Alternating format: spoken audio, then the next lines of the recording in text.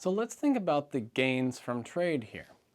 By now, it should be pretty clear that this black triangle here represents the increase in Ray's personal worth. In other words, it would be the gain that Ray has. So we could call this Ray's personal worth gain.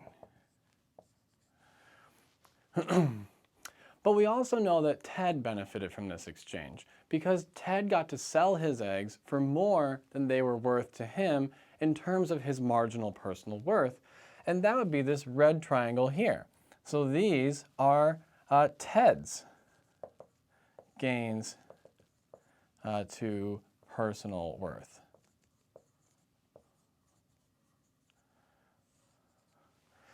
And those are his gains, again, from selling the eggs to Ray.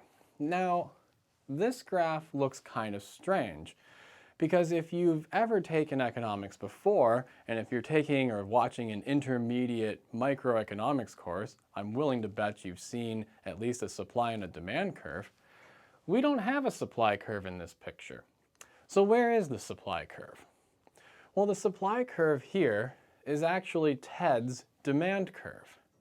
So when we describe selling, typically we use a supply curve, but realistically, the supply curve, the supply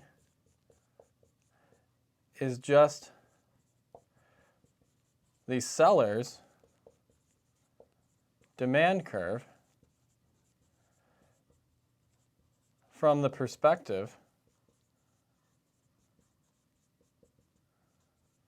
of the buyer.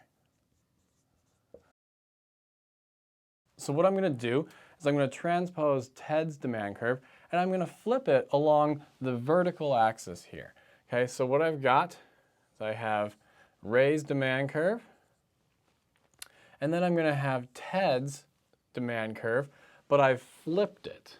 Okay, so this we'll call this the demand for Ted. We have 20 as our initial starting quantity. We have 8 as the price that we found. And this right here would be the gains to Ray from the exchange.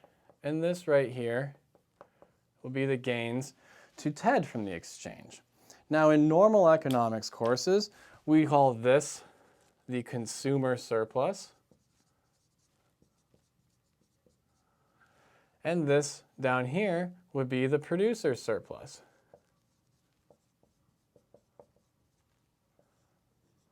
Okay.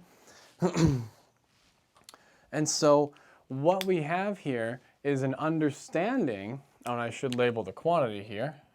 Quantity is 28. So what we have here is an understanding that instead of the market being comprised of buyers and sellers who are somehow like fundamentally different from one another, instead we have a market that's composed of people who have demand curves and people with different perspectives on things. The person with the lower demand curve will always end up supplying eggs to the person with the higher demand curve.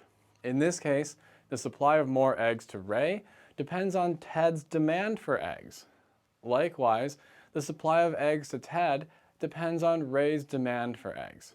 And the same can be said about every other market transaction.